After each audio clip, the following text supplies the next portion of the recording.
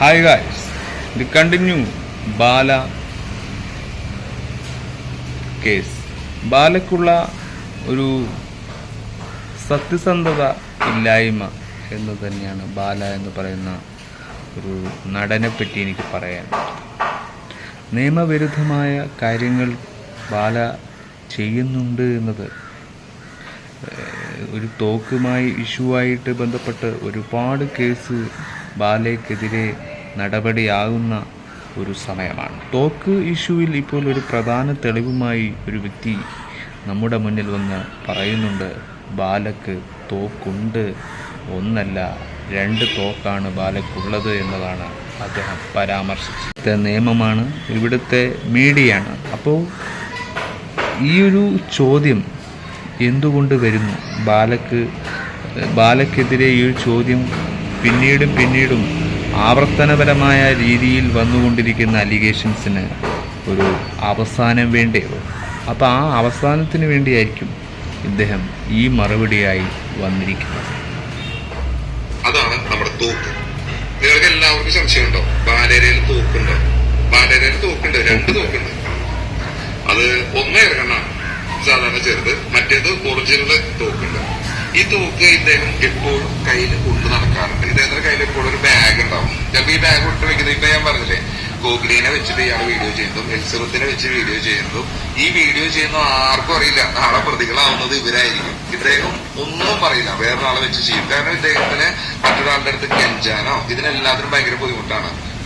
തോക്കിന്റെ കാര്യമാണ് പറയാം. ഈ തോക്ക് ഞാൻ അന്ന് വന്ന ജനുവരി 2 എന്തോ ആണ് ഞാൻ അദ്ദേഹത്തിന്റെ അവിടെ സ്റ്റേ ചെയ്യുന്നത്. അന്ന് മുതൽ ഞാൻ ബാലയുടെ ഫ്ലാറ്റിലുണ്ട്.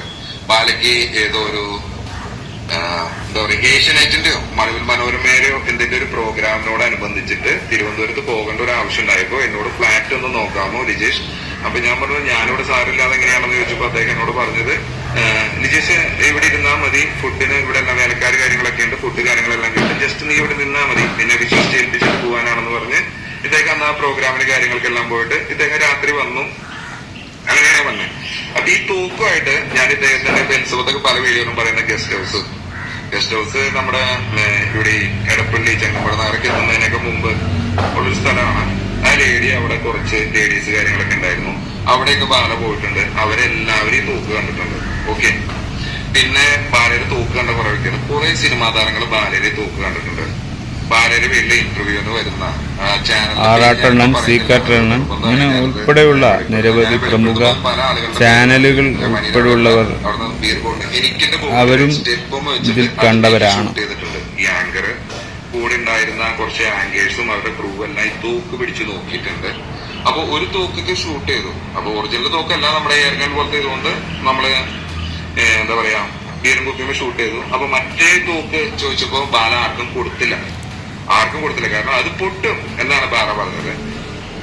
ബാലരയിൽ തോക്കുണ്ട് എന്ന് ഞാൻ പറയുന്നു, ഞാൻ കണ്ടിട്ടുള്ളതാണ്. ഈ ചെകുത്താന്റെ വെള്ളിക്ക് ആറാട്ടെണ്ണം തോക്ക് കണ്ടിട്ടുണ്ട്. പിന്നെ തോക്ക് കണ്ട വ്യക്തിയാണ് ഞാൻ പറയാം. ഇതേപോലെ പ്രധാന ഒരു സാക്ഷിയാണ് ഇപ്പോ മുൻനിരയിൽ വന്നിരിക്കുന്നത്. അദ്ദേഹം തോക്ക് കണ്ടിട്ടുണ്ട്. ഇതൊക്കെ ഇവര് പറയുമെന്ന് എനിക്കറിയില്ല. ഇവരൊക്കെ അവിടെ വന്നിട്ടുള്ളതാണ്. ബെൽറ്റ് ആ പറയുന്ന ടൈമില് ബാലെ, ആറാട്ടെണ്ണനും ഞാനും സീക്രട്ട് ഏജന്റിന്റെ കൂടെ ഉള്ള ഒരു വ്യക്തിയും കൂടി ഒരുമിച്ചെടുത്ത ഫോട്ടോ, ആ ഫോട്ടോ കാര്യങ്ങളൊക്കെ അന്ന് അതില് ഞാനുള്ള ഫോട്ടോ വന്നില്ല, അല്ലാതെ അവർ ഒരുമിച്ചിരിക്കുന്ന ഫോട്ടോ വന്നിട്ടാണ് ബെൽറ്റ് എന്ന് പറഞ്ഞത്. അപ്പൊ ഈ പറഞ്ഞ ഒരുവിധ ആൾക്കാർക്കൊക്കെ ബാലരയിൽ തോക്കുണ്ട് എന്നറിയാം. പിന്നെ ഇതേപോലെ തന്നെ ആറാട്ടെണ്ണൻ ചെകുത്താനോട് പറയുന്ന ഇന്റർവ്യൂയോട് പറയുന്നുണ്ട്, തോക്കുണ്ടായിരുന്നു, തോക്ക് കൊണ്ടുപോയത് ലിനീഷ് എന്ന് പറഞ്ഞ വ്യക്തിയാണ്. ലിനീഷ് ഞാനല്ല കേട്ടോ, ഞാൻ ലിജേഷ്. ഓക്കെ, ലിജേഷ്.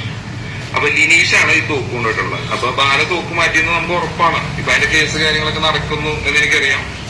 അപ്പൊ എനിക്ക് അതിനെ പറ്റിയല്ല, ഒരുപാട് പേരുണ്ട് എനിക്ക് വ്യക്തമായിട്ട് അറിയാം എന്ന് ഞാൻ നിങ്ങളോട് ഉറപ്പ്. വീഡിയോ സഹിതം അദ്ദേഹം ഞാനത് കയ്യിൽ. ഓക്കെ, അത് ശരിക്കുള്ളൊരു എന്താ പറയാ, ഷൂട്ട് ചെയ്യുന്ന മറ്റേ സാധനമല്ല, ഒറിജിനൽ തോക്ക്. അതിന് ലൈസൻസും ഇല്ല, അതുമില്ല, ലൈസൻസും ഇല്ല. ലിജേഷ്, ഞാൻ റൈറ്ററാണ്. ഇപ്പൊ റീസെന്റ് നമുക്കിടയിൽ ഇവിടെ നടന്നുകൊണ്ടിരിക്കുന്ന എലിസബത്ത് ബാല ഇഷ്യൂവിനെ പറ്റി നിങ്ങൾക്ക് ആർക്കും അറിയാത്ത കുറെ കാര്യങ്ങളാണ് ഞാൻ പറയാൻ പോകുന്നത്. എന്തുകൊണ്ട് ഞാൻ ഇങ്ങനെ വ്യക്തമായിട്ട് പറയുന്നു എന്ന് ചോദിച്ചാൽ, 2022 ജൂൺ തുടങ്ങിയിട്ട് ഏകദേശം ഒരു 2023 ബാലയുടെ സർജറി കഴിഞ്ഞ് അദ്ദേഹം റൂമിലേക്ക് ഡിസ്ചാർജ് ആകുന്ന വരെയുള്ള ഫുൾ കാര്യങ്ങൾ എനിക്കറിയാം. കാരണം ഞാൻ ജൂൺ തുടങ്ങി ബാലയെ പരിചയമുണ്ടെങ്കിലും പലതവണ കഥ പറയാനായിട്ട് ഇദ്ദേഹത്തിന്റെ അമൃതയുടെ അവിടെയുള്ള ഒരു ഫ്ലാറ്റ് ഉണ്ട്. അവിടെയാണ് ഞാൻ ആദ്യം കഥ പറയാൻ പോയിക്കൊണ്ടിരുന്നത്. ഞാൻ രണ്ടാമത് വന്നത് മെട്രോ പില്ലർ നമ്പർ 511 എന്ന നമ്പറിന് നേരെ മുമ്പിലായിട്ട് ധനലക്ഷ്മി രതികൂടെ ബാലയുടെ പുതിയൊരു ഫ്ലാറ്റ് ഉണ്ട്, പാലാരിവട്ടത്തെ ഫ്ലാറ്റ്. അവിടെ ഞാൻ പലവട്ടം കഥ പറയാൻ പോയിട്ടുണ്ട്. അദ്ദേഹത്തിന്റെ ഇയാളൊരു റൈറ്ററാണ്, തിരക്കഥ എഴുതുന്നവർ ഞങ്ങൾക്ക് പറയാറില്ലേ, അതുപോലെ സിനിമയിൽ അങ്ങനെയുള്ള വർക്ക് ചെയ്യുന്നവരാണ്. അപ്പം ബന്ധപ്പെട്ടിട്ടുണ്ടാവും. അപ്പൊ പറയുന്നതിൽ യാഥാർത്ഥ്യവും ഉണ്ടാവും. എനിക്കറിയാവുന്ന ബാലയെ കുറിച്ച് മറ്റാർക്കും അറിയാത്ത കുറേയേറെ സത്യങ്ങൾ ചിലപ്പോൾ അത് എലിസബത്തിന് അറിയാവുന്നതായിരിക്കാം. ഇവർക്കൊക്കെ ഭീഷണി ഉണ്ടാവാം സാധ്യത ഉറപ്പാണ്. അതായത് ഒരു ഇൻഡസ്ട്രിയിൽ ഒരു ആക്ടറെയാണ്. അപ്പം സിനിമ സംഘടനകൾക്കും വരെ ഇത് വലിയൊരു വിള്ളലുണ്ടാക്കുന്ന സംഭവങ്ങൾ തന്നെയാണ്. ഇതൊരു വാലിഡിറ്റിയുള്ള വീഡിയോ ആണ്. അവരെ വകവരുത്താൻ ശ്രമിച്ചതായിട്ട് എനിക്ക് നല്ല രീതിയിൽ അറിയാവുന്നതാണ്. ഈ ബാല നല്ല രീതിയിൽ കുടിക്കുന്ന ഒരു വ്യക്തിയാണ്. ഞാൻ മദ്യമായി കൊണ്ട് കൊടുത്തിട്ടുണ്ട്. ATM കാർഡ് തന്ന് എന്താ ദേശമാനിയുടെ അടുത്തൊരു ബീവറേജ് ഉണ്ട്. ബീവറേജ് മീൻസ് ബീർ മാത്രമേ കിട്ടുള്ളൂ. അവിടുന്ന് ഡെയിലി ഒരു 30 ബീർ വെച്ചിട്ട് ഡെയിലി വാങ്ങി കുടിച്ചുകൊണ്ടിരുന്ന വ്യക്തിയാണത്. ഞാനും കുടിച്ചിട്ടുണ്ട് കേട്ടോ. അതുകൊണ്ടാണ് ലിവർ ഇല്ലാതായത്, ട്രാൻസ്പ്ലാന്റ് ചെയ്യേണ്ടി വന്നു. ഓക്കെ, ഇങ്ങനെ ഇരിക്കുന്ന ഒരു വ്യക്തിയാണ് ഞാൻ. അപ്പൊ ഇദ്ദേഹത്തിനെ പറ്റി ഈ ഒരു കാര്യത്തിൽ എനിക്ക് ഇവിടെ കുറെ ആൾക്കാരും ഉണ്ട്. ഞാൻ ഓരോരോ വീഡിയോ ആയിട്ട് ഞാൻ മുന്നോട്ട് വിടാണ്. അപ്പൊ ഇദ്ദേഹം ഇനിയും വീഡിയോ വിടുമെന്നാണ് പറയുന്നത്. അപ്പൊ ഇദ്ദേഹത്തിന്റെ ഇതിൽ പോയിട്ട് തന്നെ നിങ്ങൾക്ക് വീഡിയോ കാണാം. ഇനിയും അദ്ദേഹം ഇതിനുമായി മറുപടി പറയാം. നമ്മൾ ഇനി ഇതിനെക്കുറിച്ച് വീഡിയോ ഇട്ടിട്ട് വലിയ കാര്യമൊന്നുമില്ല. നമ്മൾ സാധാരണക്കാരാണ്. അതുകൊണ്ട് തന്നെ ഇതിനെതിരെ യൂട്യൂബേഴ്സൊക്കെ മോശമാണ്, യൂട്യൂബേഴ്സ് എല്ലാം പോയ്സനാണ് എന്നൊക്കെ പറയുന്നുണ്ട്. എല്ലാവരും അങ്ങനെയാണെന്ന് തെറ്റിദ്ധരിക്കുന്നവരുണ്ട്. നിങ്ങളും സ്റ്റാറാണ്, നമ്മളും ജീവിക്കുന്നത്. പണമെന്നത് ഒരു ആദർശമാണ്. അത് നമ്മുടെ മനസ്സിനെ സന്തോഷിപ്പിക്കാൻ വേണ്ടിയാണ് എന്നത് നിങ്ങൾ തിരിച്ചറിയുക. അല്ലാതെ ദുഷ്ടപ്രവൃത്തികൾ ഉണ്ടാക്കാൻ പണം ഉപയോഗിക്കരുത്. അതൊരു ആഭാസമാക്കരുത് എന്നതാണ് ബാലയോട് എനിക്ക് പറയാനുള്ളത്. തോക്കും വെച്ച് നിങ്ങൾ ആരാണ്? റൗഡിയോ? നിങ്ങൾ സിനിമാ നടൻ മാത്രമാണ്. നിങ്ങളൊരു മനുഷ്യൻ, ഒരു ഹ്യൂമൻ മാത്രമാണ്. അവിടെ നിങ്ങൾക്ക് സങ്കല്പിക്കാൻ പറ്റുന്ന എന്തൊക്കെയോ നിങ്ങൾ ചിന്തിച്ചു കൂട്ടി. ഒരു തമിഴ്നാടിൻ്റെ പാരമ്പര്യമൊന്നും നിങ്ങൾ കാണിക്കുന്നില്ല. തമിഴ്നാട്ടുകാരെയൊക്കെ നമുക്ക് നല്ലൊരു ആദർശമുള്ള നാട്ടുകാരാണ്. പക്ഷെ ഇപ്പോൾ നിങ്ങളെപ്പറ്റി പറയുമ്പോൾ വെറും പുല്ല് വിലയാണ് മലയാളികൾക്കുള്ളത്. നിങ്ങളാണ് പോയ്സൺ. നിങ്ങളാണ് ഈ കേരളത്തിൽ വന്ന് വിഷം തുപ്പുന്നത്. അപ്പോൾ നിങ്ങൾക്ക് ന്യായീകരണമുണ്ടാവും. നിങ്ങൾക്ക് ന്യായീകരിക്കാൻ പല ആവശ്യങ്ങളുണ്ടാവും. നിങ്ങൾ മറന്നു കളഞ്ഞ ജീവിതങ്ങളും നിങ്ങൾക്ക് ഒന്നുമല്ല. നിങ്ങൾ തെറ്റ് ചെയ്തിട്ടുണ്ട് ബാല. തെറ്റുകൾ എന്ന് ചെയ്തിട്ടുണ്ടോ എന്നല്ല, നിങ്ങൾ ചെയ്തു കൂട്ടിയ പാപങ്ങൾ നിങ്ങളെ തിരിഞ്ഞു കൊത്തുന്നു എന്നത് നിങ്ങൾ കാണുന്നു. നിങ്ങളുടെ മകൾ പാപ്പു എന്തുകൊണ്ട് നിങ്ങൾ ഉപേക്ഷിക്കാൻ തയ്യാറായി? നിങ്ങളുടെ ഈ ആറ്റിറ്റ്യൂഡാണ്. ഈ അരഗൻ്റ് ആറ്റിറ്റ്യൂഡ് ഒരു സാധാരണക്കാർക്ക് ഒട്ടും പിടിക്കില്ല ബാല. അതുപോലൊരു സാധാരണക്കാരിയാണ് നിങ്ങളുടെ മകൾ പാപ്പു എന്ന് പറയുന്നത്. അപ്പോൾ ആ മകൾക്കറിയാം നിങ്ങൾ നല്ലവനാണോ, നല്ലൊരു ഡാഡിയാണോ, നല്ലൊരു ആക്ടറാണോ, നിങ്ങൾ നല്ലൊരു ആ പെൺകുട്ടിക്ക് നിങ്ങൾ ഒരു ഹീറോ ആവണം. എന്നാലേ നിങ്ങളെ ഡാഡി എന്ന് വിളിക്കാൻ ആ മകൾക്ക് ധൈര്യം വരും. പക്ഷേ നിങ്ങൾ കൊറോണ കാലത്ത് പോലും സ്വന്തം മകളെയും ആദ്യ ഭാര്യയും നിങ്ങൾ ഒരുപാട് ടോർച്ചർ ചെയ്തിട്ടുണ്ട്. അതിൻ്റെയൊക്കെ തെളിവുകൾ പബ്ലിക്കിലൂടെ വന്നു പോകുന്നുണ്ട്. അതൊന്നും സത്യമല്ലെങ്കിൽ എലിസബത്ത് പറയുന്ന കാര്യങ്ങളും നിങ്ങൾ അങ്ങനെയല്ലേ പറയൂ. നിങ്ങൾ പറയുന്നതാണ് ശരി. നമ്മൾ കേൾക്കുന്നതും കാണുന്നതുമെല്ലാം തെറ്റുകളാണെന്ന് പറയുന്ന ഈ ന്യായീകരിക്കുന്ന വാക്കുകളുണ്ടല്ലോ, അതാണ് യഥാർത്ഥ തെറ്റ് എന്നത് ബാല മനസ്സിലാക്കുക. ഇപ്പം ഇയാൾ വന്ന് പറഞ്ഞത് ഇയാൾക്ക് വലിയൊരു സെക്യൂരിറ്റി ഫീൽ ഉണ്ടായിട്ടൊന്നുമല്ല. സത്യം പറയണം. ഒരു സത്യം പറഞ്ഞാൽ ഒരു നിമിഷമെങ്കിലും ഈ ലോകമറിയും മനുഷ്യത്വം എവിടെയാണുള്ളത്, മനസാക്ഷി എവിടെയാണുള്ളത്, എന്തിനു വേണ്ടിയാണ് ഇവരൊക്കെ പടച്ചു വിടുന്നതെന്നൊക്കെ. ഈ വീഡിയോ ഒക്കെ, ഈ ക്ലിപ്പും വീഡിയോയും യൂട്യൂബൊക്കെ നിലനിൽക്കണം. ഇത് ഒരു സമൂഹത്തിന് നല്ല കാര്യമാണ്. നിയമത്തിന് ബലം കൂടുന്ന FIRകളിലേക്ക് ഓരോ കേസുകൾ ഇങ്ങനെ കൂടിക്കൂടി നിൽക്കുമ്പോൾ അതിനൊരു തെളിവാകും. ഇത് സംരക്ഷിക്കാനുള്ള, നമ്മുടെ നാടിനൊരു ആപത്തുണ്ടാകുമ്പോൾ പണ്ടൊക്കെ വീഡിയോകൾ കൊണ്ട് എത്ര ആൾക്കാർക്കാണ് സംരക്ഷണം കിട്ടിയത്. ഇത് അതുപോലെ തന്നെയാണ്. ഒഫൻസ്, ഒരു ക്രിമിനലിൽ ഏറ്റവും തോക്കുമായൊക്കെ ഇഷ്യൂ എന്നൊക്കെ പറയുമ്പോൾ എത്ര ഭയാനകരമാണ്. ബാല എന്നൊരു ആക്ടറെ അല്ല അവിടെ വരുന്നത്, ബാല എന്നൊരു കൊട്ടേഷനെയാണ് ഞങ്ങൾക്ക് തോക്കുന്നത്. ഒരു റൗഡിയാണ് ബാല ഒരു ആക്ടർ അല്ല. അതാണ് നമുക്ക് മനസ്സിലാക്കണം. അതും ലൈസൻസ് ഇല്ലാത്ത തോക്ക് കൊണ്ട് ഒരാളെ കൊല്ലാൻ, ബാലയ്ക്ക് എങ്ങനെ കൊല്ലാനും ഷൂട്ട് ചെയ്യാനുമൊക്കെയുള്ള അധികാരം എങ്ങനെയാണ് ബാലയ്ക്കുണ്ടാകുന്നത്? ആരാണ് അധികാരം കൊടുക്കുന്നത്? തമിഴ്നാട്ടിലെ നിയമപാലകർ പറയണം, നിങ്ങളല്ലേ ഇയാൾക്ക് എന്തിനും പോകുന്ന വ്യക്തിയാക്കി മാറ്റിയത്? അപ്പോൾ ബാല കേരളത്തിൽ താമസിക്കേണ്ടവനെയല്ല. അങ്ങനെയാണ് ഇയാൾ എത്ര പേരെ ചുട്ടുകൊല്ലും? നമ്മളെ കൊന്നു കളഞ്ഞിട്ട് അദ്ദേഹം ചെന്നൈയിൽ പോയി കൂടും. അതാണ് അദ്ദേഹത്തിൻ്റെ ഉദ്ദേശം. സ്വന്തം ഭാര്യമാരെ ഇരയാക്കുക, എന്നിട്ട് അയാൾ വീഡിയോയ്ക്ക് പിറകിൽ ഉളയ്ക്കുക, എന്നിട്ട് വിക്റ്റമുണ്ടാക്കുക.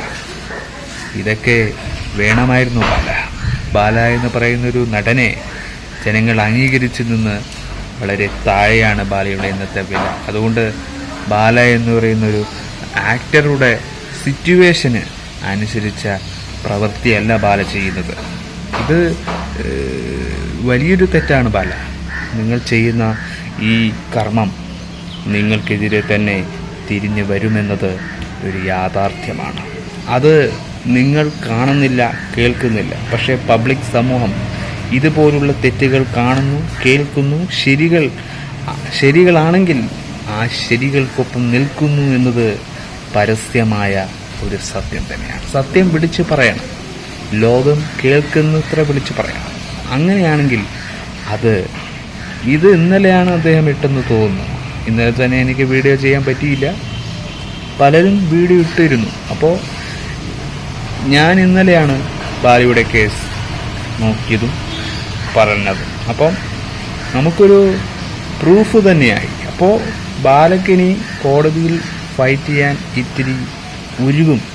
ആ ഉരുകുന്നതിന് ഇതും ഒരു കുമിളയായി പൊന്തുകയാണ്. അപ്പോൾ ഓരോ സത്യവും വെളിപ്പെടുന്നത് എപ്പോഴാണെന്ന് നമുക്ക് നിരീക്ഷണത്തിൽ നമുക്ക് കാണാം. അപ്പോൾ ഓരോ ഹ്യൂമനും ഒരു നിരീക്ഷക വ്യക്തിത്വം ഉണ്ടാക്കണം. അപ്പോൾ നമുക്ക് എല്ലാ സത്യവും എങ്ങനെയെങ്കിലും തെളിയും എന്നത് ഇദ്ദേഹം പറഞ്ഞ വാക്കിൽ നിന്ന് തന്നെ വ്യക്തമാണ്. ഇപ്പോൾ സീക്രട്ട് ഏജൻറ്റും ഇന്നലെ പറയുന്നു. അപ്പോൾ ഇനിയും പറയാൻ ഉള്ളവർ നിരവധി പേരാണ്. അപ്പോൾ അവരൊക്കെ പറഞ്ഞു കഴിയുമ്പോഴേക്കും ബാലയുടെ ഗതി അതോ ഗതിയാകും. അപ്പോൾ ബാല ശിക്ഷിക്കണമെന്നത് നമ്മുടെ ഇഷ്ടമേ അല്ല. പക്ഷെ ബാല അങ്ങനെ തെറ്റ് ചെയ്തിട്ടുണ്ടെങ്കിൽ തെറ്റുകൾ ചെയ്തവരെ ശിക്ഷിക്കണമെന്ന് ബാലയാണ് പറയുന്നത്. അപ്പോൾ ബാല ആ ഒരു കാര്യം പറഞ്ഞതിൻ്റെ ഒരു പൊരുളിൽ ബാല ആ കുറ്റത്തിന് ഇരയാണെങ്കിൽ ബാല അകത്ത് കിടക്കാൻ 14 ദിവസമെങ്കിലും റിമാൻഡിൽ കിടക്കാൻ ബാധ്യസ്ഥയുള്ളവനാണ്. അപ്പോൾ ബാലയ്ക്ക് എന്തുകൊണ്ട് പറ്റിക്കൂടാ? അപ്പോൾ ബാലയ്ക്ക് തെറ്റുപറ്റാം. ബാല എന്ന് പറയുന്നത് പുണ്യ അയാൾ ട്രാൻസ്പ്ലാന്റ് ആണെന്ന് പറഞ്ഞ് ജനങ്ങളെ പൊട്ടന്മാരാക്കുകയാണ്. ശരിക്കും പറഞ്ഞാൽ നമ്മളെ മണ്ടന്മാരാക്കുന്ന ഒരു വികൃത സ്വഭാവം ബാലക്കുണ്ട്. അതുകൊണ്ട് ബാലനെ പൂർണ്ണമായും വിശ്വസിച്ച കുറേ ഇൻഡസ്ട്രി വിഭാഗക്കാരുണ്ട്. അവരും പ്രതിപട്ടികയിൽ വരും. അപ്പോൾ അവരോടും ചോദ്യങ്ങൾ കോടതി ചോദിച്ചിരിക്കും. അപ്പോൾ അവരും ചോദ്യത്തിന് വേണ്ടിയുള്ള ഉത്തരം തയ്യാറാക്കണം. അതാണ് ഇനി നടപടിക്രമങ്ങൾ ഉണ്ടാവുക. അപ്പോൾ ഇനി എലിസബത്ത് ഇതിനെതിരെ കേസ് കൊടുക്കേണ്ട ആവശ്യമില്ല. കാരണം എലിസബത്തിനെക്കാട്ടും വലിയൊരു പ്രൂഫ് വരികയാണ്. അപ്പോൾ അത് ബാലക്കൊരു സീക്രട്ട് ബംഗ്ലാവുണ്ട്. അവിടെ പല ഉദ്ദേശങ്ങൾ നടക്കുന്നു. ബാല കള്ള് കുടിക്കുന്നു, ആൽക്കഹോളിക്കാണ്. അങ്ങനെ പല രീതിയിൽ അപ്പോൾ ബാല ഒരു സത്യസന്ധനാണോ എന്നത് ആ ഒരു വാക്കുകളിൽ നിന്ന് നമുക്ക് മനസ്സിലാക്കാം. ബാല എത്ര ട്രബിളുള്ള ഒരു ട്രബിളാണെന്ന്. അപ്പോൾ ഒരു ഡ്രാമ ഇവിടെ ബാലയുടെ മുഖത്തിട്ട അതില്ല എന്നത് ആ ഫേസ് എക്സ്പ്രഷനിൽ നമുക്ക് കാണാൻ പറ്റും. എന്തൊക്കെയോ ഒളിക്കാൻ ശ്രമിക്കും. മനുഷ്യരുടെ മുഖമെന്ന് പറഞ്ഞാൽ ചില സമയങ്ങളിൽ നമ്മൾ തെറ്റ് ചെയ്തിട്ടുണ്ടെങ്കിൽ ആ തെറ്റുകൾ നമുക്കൊരു തെളിവും വേണ്ട, നമുക്ക് ആ മുഖത്ത് തന്നെ തൻ്റെ പേടി, ആ ഭീതി നമുക്ക് മനസ്സിലാവുന്നതാണ്. അത് ഒരു സാധാരണക്കാർക്ക് പെട്ടെന്ന് മനസ്സിലാവും. ആ നിയമപാലകർക്ക് മനസ്സിലായിക്കൊള്ളണമെന്നില്ല. അദ്ദേഹത്തിന് സൈക്കോളജി എന്ന ഒരു വിഭാഗത്തിൽ അദ്ദേഹം പഠിച്ചിട്ടുണ്ടാവില്ല. അപ്പോൾ നമുക്ക് എല്ലാ ഭാഗവും ഒന്ന് പഠിച്ചു നിൽക്കുന്നതാണ്. ആരും പഠിപ്പിക്കേണ്ട കാര്യമല്ല, നമ്മൾ സ്വയം പഠിക്കേണ്ട കാര്യമാണ്. അതുകൊണ്ട് ബാല എഗെയിൻസ്റ്റായിട്ട് ഇനിയും വീഡിയോ വരും. അപ്പോൾ അതിനൊക്കെ വെയിറ്റ് ചെയ്തുകൊണ്ട് നമ്മൾ പിന്നീട് വരാം. By four